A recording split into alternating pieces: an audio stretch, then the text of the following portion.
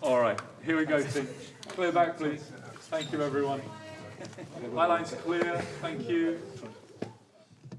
10 on the top light. 40. 40. Okay, put on the front, the Hudson, please. Examine the scrapes in the different light and all the wear and tear. It's really good. Let's go to shot 2, please. Yeah, that's why I'm wondering if literally we consider, I mean, I think that having the space around the pads is great. Let's eliminate things. Okay, team, so fall back To the behind degree that we camera, can. I'm not please. saying Thanks, like everyone. necessarily here. I'm sure that's what. Look at you guys.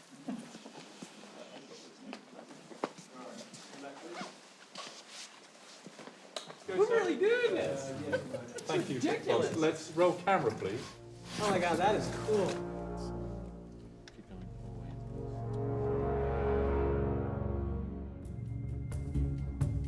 This was when we were first starting to see what Batman would look like on film. You know, Rob just being able to stand there and figure out how it would feel to be Batman, and you could watch him transform. And we did the same thing to see Zoe in her suit. And so she came out, and then we had to see the two of them together.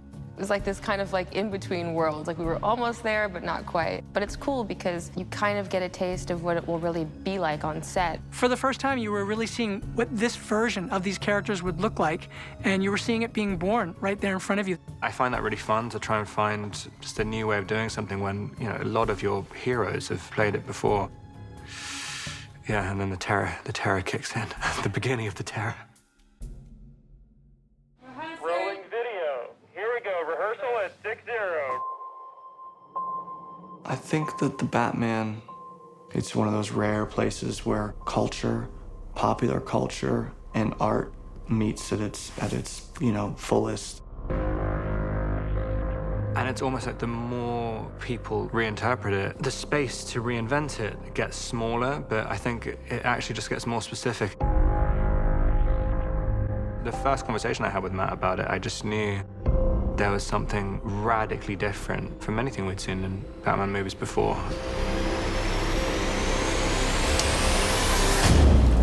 Ready, and 3, 2, 1, action!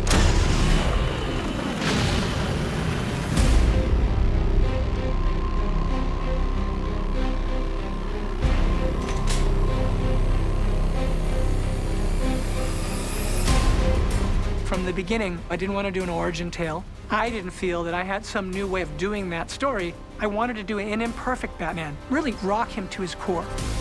I don't care what happens to me. That is what I'm afraid about.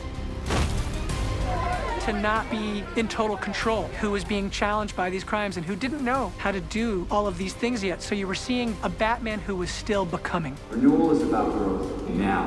Matt just had an angle on something. I mean, it's definitely made some bold stylistic choices, but also story choices as well. Even some of the major plot points, or even in the comics, they're just wholly original.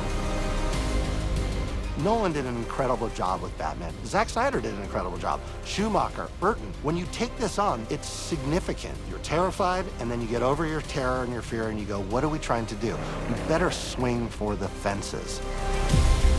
There have been great Batman movies. You kind of have to feel like, okay, so can I come into this and do something definitive, distinctive, and different? That, to me, was the most important thing.